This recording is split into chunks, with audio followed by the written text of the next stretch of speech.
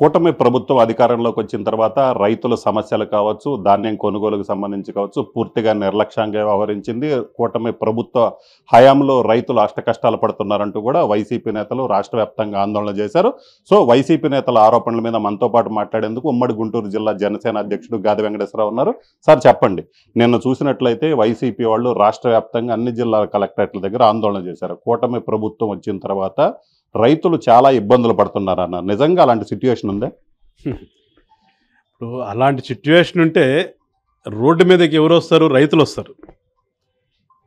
వీళ్ళేదో నిన్న పచ్చకండవాళ్ళు మెళ్ళ వేసుకుని రోడ్ల మీదకి వచ్చేసి కలెక్టరేట్ల దగ్గర కూర్చున్నంత మాత్రాన రైతులకు అన్యాయం జరుగుతుందని చెప్పేసి వీళ్ళు చెప్పినంత మాత్రం రైతులకు తెలియట్లేదా? రాష్ట్రంలో జనం తెలియట్లేదా? అసలు గతంలో మీరు ఏం చేశారు? మేము గతాన్ని కూడా మాట్లాడదలుచుకోవాలి. మీతో మాకు అనవసరం. మా కూటమి లక్ష్యం ఏంటంటే మమ్మల్ని ప్రజలు గెలిపించారు, మేము మంచి చేయాలి వాళ్ళకి అనే ఆలోచనతోనే మేము వెళ్తూ ఉన్నాం తప్పితే వాళ్ళు ఏదో మురిగారని చెప్పేసి వాళ్ళ సమాధానం కాదు. కానీ ఇవాళ రైతులు పండించినటువంటి పంటకి ఎక్కడా కూడా ఇబ్బంది పడకుండా ఉండాలనే ఒక ఆలోచనతో సివిల్ సప్లైస్ మినిస్టర్ అయినటువంటి నాదెండ్ల మనోహర్ గారు మొట్టమొదటి రోజు నుంచి కూడా పొలాల దగ్గరికి వెళ్ళి రైతులను చూసి వాళ్ళకు ఒక భరోసా కల్పించి ప్రతి గింజ కూడా మేము కొంటాము, మీరు ఎవరు కూడా అధైర్యపడద్దు, ఇబ్బంది పడద్దు, మీకు ఎక్కడైనా వర్షాలు వచ్చినా కానీ వెంటనే చేస్తామని గోతాల దగ్గర నుంచి వాటిని తీసుకెళ్ళడానికి లారీల దగ్గర నుంచి అన్నీ కూడా అన్ని మార్కెట్ యార్డుల దగ్గర సప్లై చేసి పెట్టినటువంటి ప్రభుత్వం కూటమి ప్రభుత్వం. ఇవాళ వీళ్ళకి ఏమీ దొరకక ఏదో ఒకటి 6 నెలలు అయింది, మన ఇంకా మర్చిపోతారేమో, లేదు 6 నెలల కాలంలో చాలామంది నాయకులందరూ కూడా వీళ్ళని విడిచిపెట్టి వెళ్ళిపోతూ ఉన్నారు. ఈ వెళ్ళిపోయే వాళ్ళన్నా ఏదో ఒకటి కాపాడుకున్నామన్న ఒక ప్రయత్నంతో జగన్మోహన్ రెడ్డి గారు ఏదో 13వ తారీఖున మేము కలెక్టరేట్ దగ్గర కూర్చుంటామని చెప్పి ఆయన వచ్చారా సింతకస్? ఎక్కడికోసారి రావచ్చు కదా ఆయన. ఏమైంది ఆయనకి? ఆయన మాత్రం తాడేపల్లి ప్యాలెస్ వదిలిపెట్టి బయటికి రాడు. వీళ్ళని ఏదో రోడ్డు మీద పంపించగానే వీళ్ళు వచ్చేదో కాసేపు పాపం ఇబ్బందులకు పడి తప్పదు కదా. గవర్నమెంట్ అదేమంటాం అధినాయకత్వం పిలిపించింది, దాని ప్రకారం వీళ్ళు రావాలి, వచ్చారు, ఏదో కూర్చుని పోయారు తప్పితే ఎక్కడా కూడా వాళ్ళల్లో రైతులు ఉన్నారా?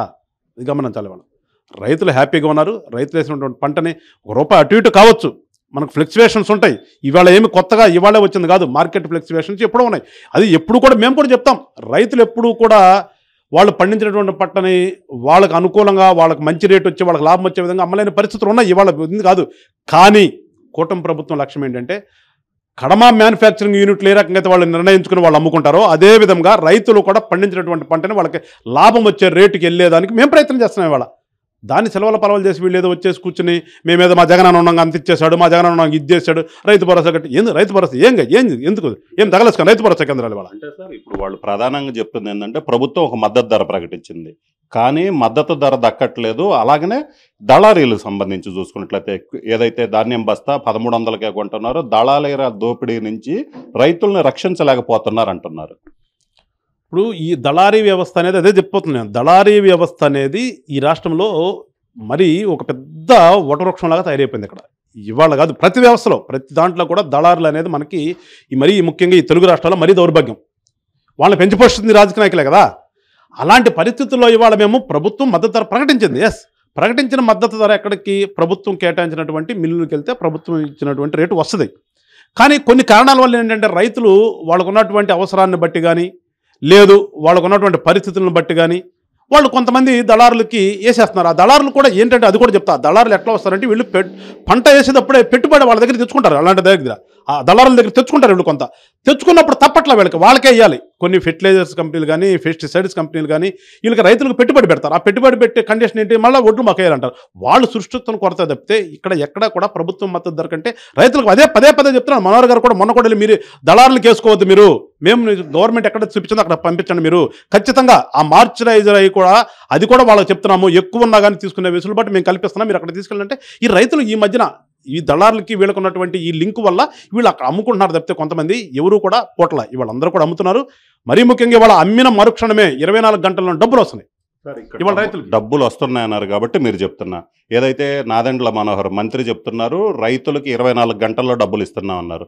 మొన్న అంబటి రాంబాబు కూడా తాడేపల్లి మండలంలో పర్యటించారు. అసలు రైతుల దగ్గర నుంచి చాలా వరకు కొనటం కొన్నా కూడా డబ్బులు ఇవ్వట్లేదు, చాలా రోజులు పడుతుంది అంటున్నారు. ఇప్పుడు అంబటి రాంబాబు మాటలకి విశ్వసనీయత ఉందా? అక్కడనా విలువ ఉందా? ఆయన ఏదో మాట్లాడుతుంటాడు, ఎందుకు పోయాడో కూడా తెలియదు, ఏడవ పోతా ఏడాగాడో. నిజంగా రైతుల దగ్గర ఎవరు అనుకుంటారే? ఏడవ పోతా అక్కడ ఆగుంటాడు, ఏదో పాపం కన్నం కనిపించింది కాబట్టి ఫోటో దిగుదాం, ఫోటో దిగుంటాడు, అంతమించి అతనికి ఏం తెలియదు. ఇవాళ రైతులను అడగాలి మనం. అంబటి రాంబాబును కదా, రైతులు చెప్తున్నారు ఇవాళ వేసినటువంటి పంట తీసుకెళ్ళి వాళ్ళు తోలుకున్నటువంటి 24 గంటలు వాళ్ళకి డబ్బులు వస్తున్నాయి వాళ్ళకి. అరే గతంలో మీరు గతం అంటారు, గతంలో ఎన్ని కోట్లు ఆపారండి? 1600 కోట్లు ఆపితే మేము వచ్చిన తర్వాత కదా కట్టింది. ఇదే నాదెండ్ల మనోహర్ గారే కదా ఆ 1600 కోట్లు రిలీజ్ చేపించి వాళ్ళకి ఇచ్చింది. ఇవన్నీ మర్చిపోయి వాళ్ళు ఏదో ఊరికినే మళ్ళీ చెప్తున్నారు కదా, వాళ్ళ పార్టీ నుంచి నాయకులందరూ కూడా మా పార్టీలోనో తెలుగుదేశంలోనో చేరటానికి వెళ్ళిపోతూ ఉన్నారు. ఆ చేరితానికి వెళ్ళిపోతూ ఉన్న సమయంలో ఏమి దిక్కుతోసక ఏదో ఒకసారి రోడ్డు మీదకి వస్తే కొంత డైవర్షన్ అవుతుందని చెప్పేసి వాళ్ళు ఏదో రోడ్డు మీదకి వచ్చారు తప్పితే వాళ్ళ వెంట రైతులు లేరు. వాళ్ళు మాట్లాడే దాంట్లో ఏది కూడా వాస్తవం లేదు. ఇవాళ పూర్తిగా కూటమి ప్రభుత్వం ఈ రాష్ట్రంలో మంచి కోసం ఆలోచన చేస్తూ ఉంది. నిన్న 2047 విజన్ డాక్యుమెంట్ కూడా రిలీజ్ చేశాం. మా ఆలోచన అది. వాళ్ళ ఆలోచన ఏంటంటే రోడ్ల మీదకి వచ్చి ఏదో మాట్లాడాలి, చంద్రబాబు నాయుడు గారిని తిట్టాలి, పవన్ కళ్యాణ్ గారిని తిట్టాలి, నాదెండ్ల మనోహర్ గారిని తిట్టాలి, ఏదో కాసేపు తిట్టాలని ఒక వాళ్ళు పిచ్చాలోచన చేస్తున్నారు. ఆ పిచ్చాలోచన ప్రజలు చూస్తున్నారు. కనుక మేము ఏదైతే మేము అనుకున్నామో మంచి చేయాలని ఆలోచనతో వచ్చాం. ప్రజలకు ఏది అవసరమో అది చేసుకుంటూ వెళ్తాం తప్పితే వీళ్ళు అక్కడ కూర్చుని ఏదో మాట్లాడారని చెప్పేసి వీళ్ళ గురించి మేము టైం అయితే వేస్ట్ చేసుకోవాలి. సో ఇది పరిస్థితి. మొత్తం మీద అయితే మాత్రం రైతులకు సంబంధించి ఎటువంటి ఇబ్బందులు లేకుండా చూస్తున్నాం. కూటమి ప్రభుత్వం అధికారంలోకి వచ్చిన తర్వాత రైతులకు ఎలాంటి ఇబ్బంది లేకుండా చూస్తున్నాం. వైసీపీ నేతలు ఏదైతే ప్రజలు తమను మర్చిపోతున్నారన్న ఉద్దేశంతో ఈ విధమైనటువంటి ఆందోళన చేస్తున్నారు. నిజంగా నిన్న రాష్ట్ర వ్యాప్తంగా వైసీపీ నేతలు చేసినటువంటి ఆందోళన ఏదైతే ఉందో అక్కడ ఎక్కడా కూడా రైతులు కనబడలేదు. అసలు ఈ రైతుల ఆందోళనకు పిలుపునిచ్చినటువంటి జగన్మోహన్ రెడ్డి కనీసం ఎక్కడ ఆందోళనలో పాల్గొనకపోవడం అనేది ఇందుకు నిదర్శనం అని చెప్తున్నారు. ఖచ్చితంగా కూటమి ప్రభుత్వం రైతుల సంక్షేమానికి కట్టుబడి ఉందని చెప్తున్నారు. కెమెరామెన్ సిద్ధుతో రామారావు, RTV, గుంటూరు జిల్లా. మరిన్ని వీడియోస్ కోసం ఛానల్ ని సబ్స్క్రైబ్ చేయండి. లేటెస్ట్ అప్డేట్స్ కోసం వాట్సాప్ ఛానల్ ని ఫాలో అవ్వండి. అండ్ లింక్ డిస్క్రిప్షన్ లో ఉంది.